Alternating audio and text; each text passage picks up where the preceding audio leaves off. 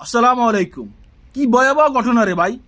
সংসদ ভবন থেকে আজকে এমপি সাহেবের জুতা চুরি। চিন্তা করেন, সংসদ ভবনে কোনো সাধারণ চোর যাইতে পারে? নিশ্চয় সে শিক্ষিত চোর। এখন চিন্তা করে, সংসদ ভবন থেকে যদি এমপি সাহেবের জুতা চুরি হয়, দেশে কি পরিমাণ চুরি ডাকাতি এই যে সিন্ডিকেট হচ্ছে।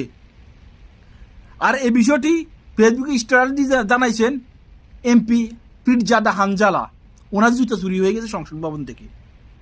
তাই আমি মাননীয় প্রধানমন্ত্রীকে অনুরোধ করব, আগে আপনি আপনার সংসদ ভবনকে নিরাপত্তা দিন, সংসদ ভবনকে চোরমুক্ত করুন, তারপর দেশ চোরমুক্ত হবে। দেখেন দেশের কি অবস্থা। বলতেছে দেশে পর্যাপ্ত তেল আছে, কিন্তু মানুষের পাম্পে গিয়ে তেল পাচ্ছে না, তেল পাচ্ছে ছোট ছোট টং দোকানে। এই হচ্ছে দেশের অবস্থা। তাই মাননীয় প্রধানমন্ত্রীকে বলবো, দেশের স্বার্থে আপনি একটু শক্ত হন, আপনার সংসদ ভবনকে নিরাপদ করুন, তারপর দেশ নিরাপদ থাকবে।